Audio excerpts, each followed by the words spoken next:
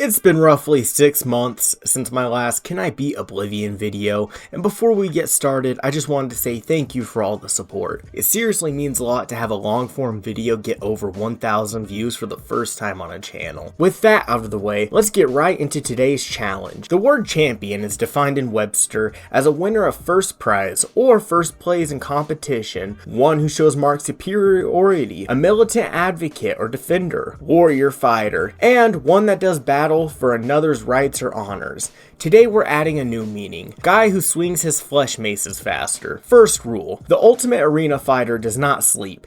Ever. Rest is for people who aren't built different. Naturally, this means no leveling, no comfy naps at the hotel, and definitely no just 1 hour power naps. We're running on pure rage and whatever's left of our base stats. Second rule, no armor allowed unless it comes straight from the arena. If it's not dyed in the blood, sweat, and questionable life choices of gladiators, we can't wear it. Third rule, no alcohol, not because it's overpowered. No, it's banned because our fighters simply cannot be trusted around ingredients. Last time they combined 2 plants, something exploded, 3 guards quit their jobs, and a horse learned to speak. We're not risking it again. We chose a red guard as our race with his origin set to the Alakir Desert, as martial might sounds like it's right up the ultimate arena champion's alley. We start off our journey as many journeys start in Oblivion, in a cold dark cell with our favorite dark elf talking to us like we're pieces of garbage. Before that though, we get stuck on the ground for roughly 3 minutes. Guess the last batch of prisoners enjoyed it a little too much in here. I decided today would be the day I finally stood up. Not only for me, but all of Tamriel when I turned Valen into a Tenderloin using console commands. That also gets our hand-to-hand up to 35 from the get-go. After Valen was sent to the Shadow Realm, we awaited our fate in our cells for roughly 4 seconds, after which the Emperor came in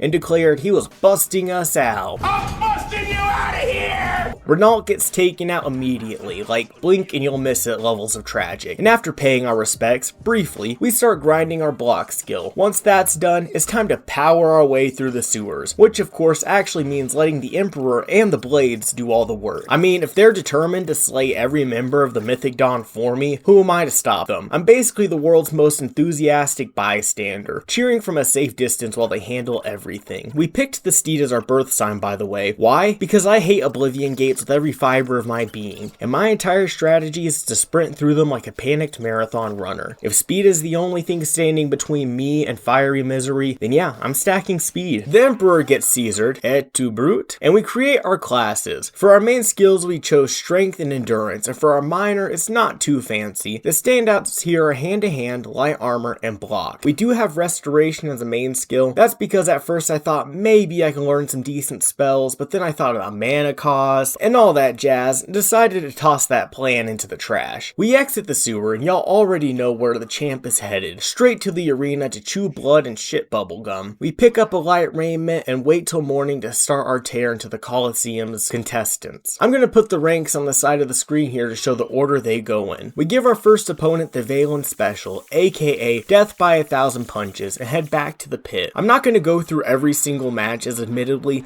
I did them all one night, but I will talk about some highlights slash lowlights. We were running through the competition like the Boston Marathon bombers when we ran into our first real challenge at Bloodletter rank. Thankfully, I hit him with a heavy strike in the second go and was able to disarm him. At Myrmidon rank, this guy tries to act like he's the arena champion by bringing an enchanted dagger. I quickly told him no. If you haven't noticed so far, the difficulty is a little up and down. They introduced a new system that operates on adjusting both yours and the opponent's damage. This is my first run back, so I'm still trying to find a permanent setting. So far, the disarm skill is so underrated, as it's carried us through these arena matches. Me and this lady were throwing hands for a minute, but I ended up showing off my ultimate arena fighter skills and erasing her save data permanently. The Gladiator rank up match is where we finally start seeing concerning competition. This guy's hammer hit the side of my head faster than my health bar could file a complaint. I didn't die. Actually, I disarmed her after, but I did lose so much HP my character briefly considered retirement. The round after, they sent 3 prisoners to finish the job. They didn't stand a chance against my fists of justice. Almost certainly copyrighted names aside, this fight was hard. I changed my difficulty mid-fight because in my test run, I could not get past this otherwise.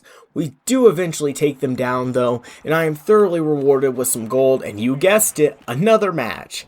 I felt like Iron Mike in the ring for a split second with the back and forth me and this guy had, but after hitting him with an uppercut, there was no way for him to recover. The advancement match was actually way easier than all the ones leading up to it, which is kind of a nice break low-key. The hero fights aren't anything spectacular until you reach the very last one. You get the help of a boar in a 2 versus 3 match. With this last fight, we have become the arena champion. But there is still something we must do before we can say we mastered the arena, and that's to beat the Grey Prince. We speak to his manager and she lets us choose our arena name. I went with Skull Crusher as it reminded me of my first goldfish. After a long arduous battle, we defeat the Grey Prince. And so I wake in the morning and I step outside and I take a deep breath and get real high and I scream to the top of my lungs, what's going on? This awards us with a brand new raiment of our choice. We go with the light raiment of Valor, and let's just look at these buffs. 8 protection at level 1 with Fortify on 4 stats is pretty awesome, even if personality is kinda useless. With this win, we have caught the adoring fan. If we're lucky, he'll evolve into an obsessed groupie. If we're unlucky, he'll devolve into Mark David Chapman. Moving on, we deliver the amulet of Joffrey, where he informs us we need to find Uriel Septim's side chick's kid. So our next destination is marked Kvatch.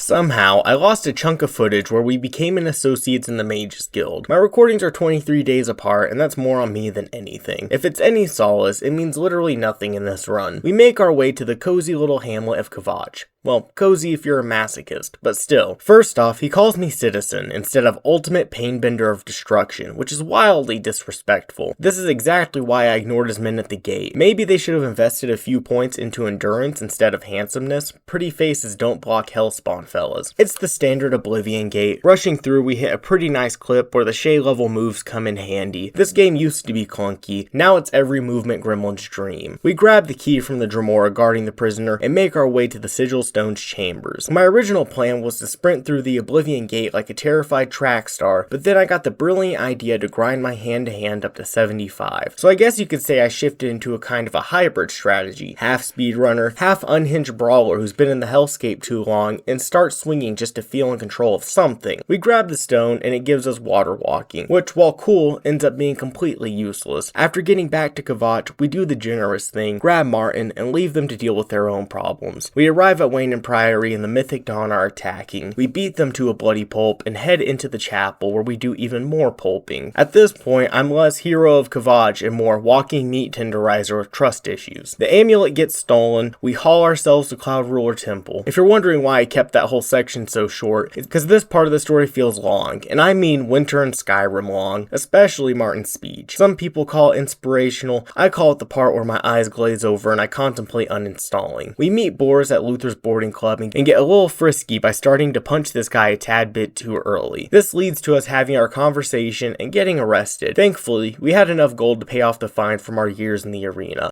Boris informed us we needed to speak to Tarmina about the Mythic Dawn, and she directs us to First Edition, where we get the first 2 copies of the Mythic Dawn, whatever book, I'm forgetting the name, I didn't even write it in the script. The shopkeeper informs us that Gwyneth will be coming by to buy Volume 3, so I inform Gwyneth that if he doesn't want to hand over the book, I'll twist him into a pretzel and pitch him into a fight with a Wabbajack-wielding witch. Alliteration and intimidation, a winning combination. Think he was hitting on me though. Very well. I can see you're familiar with Andes.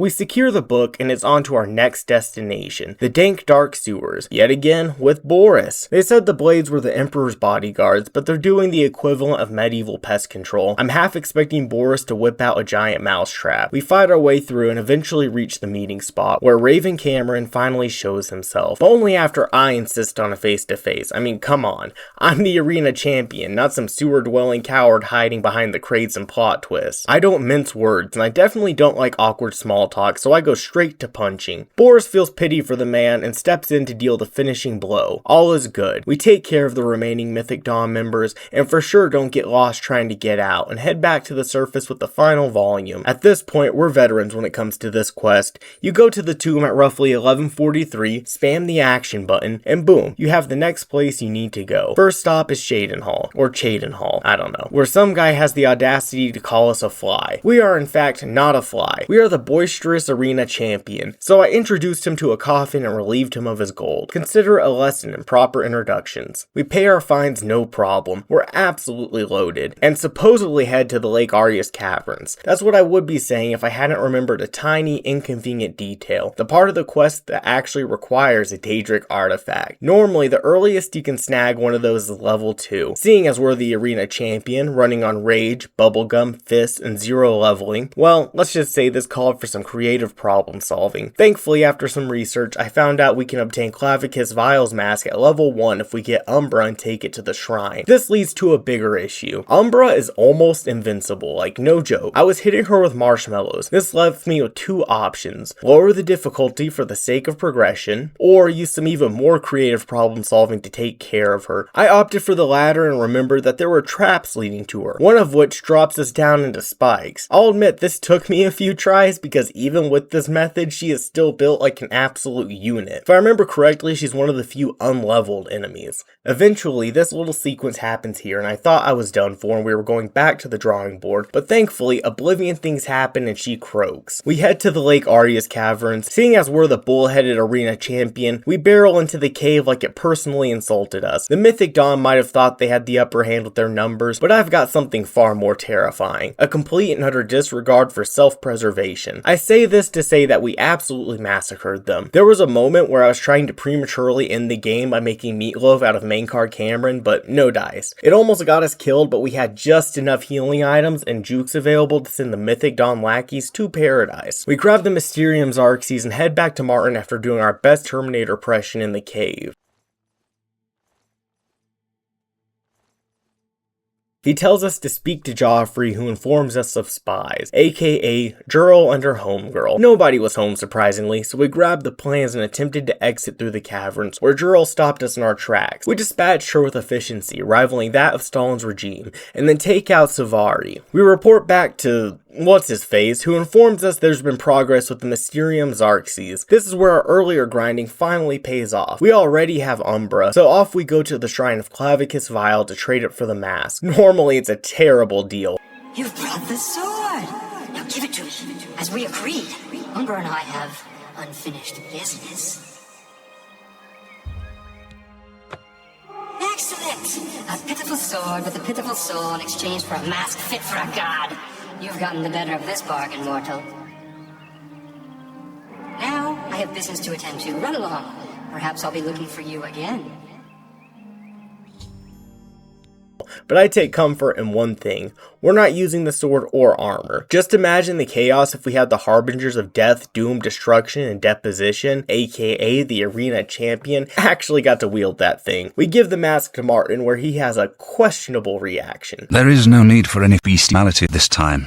I am not Emperor yet. I'm starting to think the Mythic Dawn might not be the bad guys. That, or Martin spent way too much time on the farm. Conveniently, an Oblivion gate has opened right outside of Bruma, and it's up to us to show Bird how to shut it down. We tell him we're ready and jump into the gate, where I, the arena champion of tactical absence, leave them behind. Hey, Bird is basically immortal as far as I know, so I mosey on ahead and beat everything in the tower down with my flesh hooks. Bird refuses to walk through the door like a normal human being. It's a small complaint, but man, does it get annoying having to go in and out of the door repeatedly just to convince this man to use his legs. We try to farm the stone a few times, decide on 7% damage resistance, and we're teleported back to the entrance of Bruma. We report back to Joffrey and let him know that we were successful in stopping the Mythic Dawn this time. I'd say things are going pretty smoothly for us. This run was meant to be fun, and if you're enjoying it so far, please consider subscribing. Thank you. Martin tells us we need the Armor of Tiber Septum, which is my cue to sigh loudly and prepare for yet another glorified fetch quest disguised as divine destiny. Things aren't all bad though, as I actually like this quest because it turns Oblivion into a Doom-like arena fighter with all the enemies thrown at you. The fights against the Blades are pretty challenging too on the higher difficulties, but not in a, oh, this guy's OP way. It's more of a measured challenge. We are naturally very strong and disarm most of them mid-fight. It doesn't stop them from picking the weapons back up though, which is pretty much the equivalent of disarming someone then politely handing it back like, whoops, sorry, didn't mean to interrupt your murder attempt. There was a pretty funny scene sequence where one of these ethereal bastards refused to walk back to the room for a solid 15 hours. I don't think it's just the people that have problems with their legs.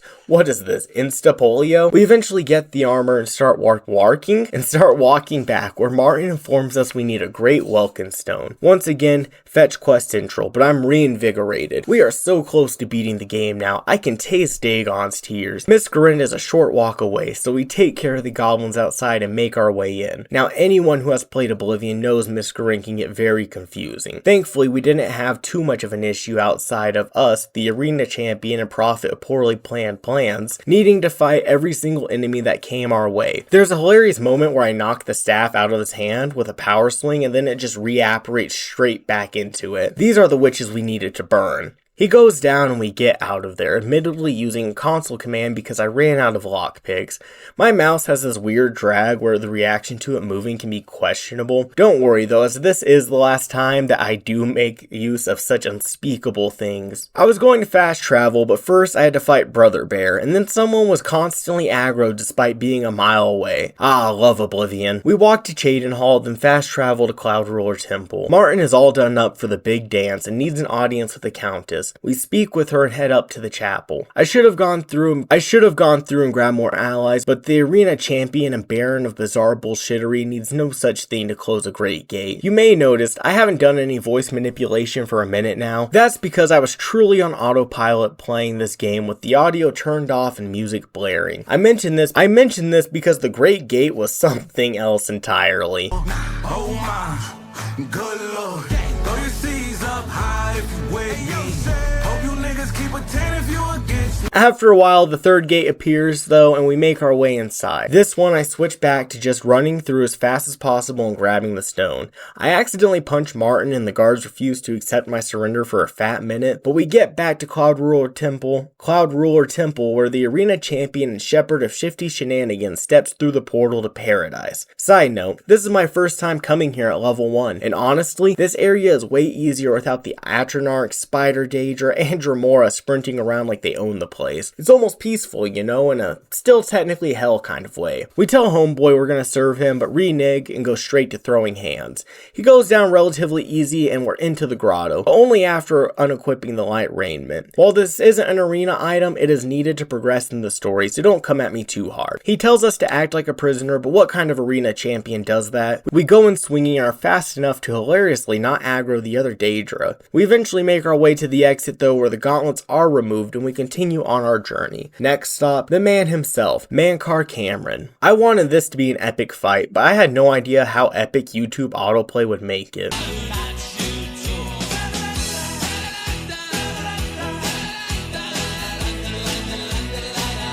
Mankar Cameron is slain, and we have the amulet. Last stop, the Imperial City. We get to the Imperial City where we're immediately arrested for a phantom crime. It's great to see that even while we need to prevent Armageddon, the guards are still doing their jobs. Inspiring. We pay our fines, and Martin officially becomes Emperor. Last step is getting him to the temple, where something happens that has never happened to me before. He actually died. I looked it up because my strategy has always been run to the temple, hit the wait button, 7 hours, and boom, he's there. But yes, he has always been able to die during the final quest. Thankfully, we get to the temple after laying the beat down on some Daedra, and the ultimate arena champion has I wrote Skyrim Remastered, and the Ultimate Arena Champion has beat Oblivion Remastered. Thank you so much for watching, and if you enjoyed, leave a like. I promise my next Oblivion run won't take 6 months. I had a string of sinus infections that left me feeling like I survived skooma poisoning. Y'all be safe. Peace!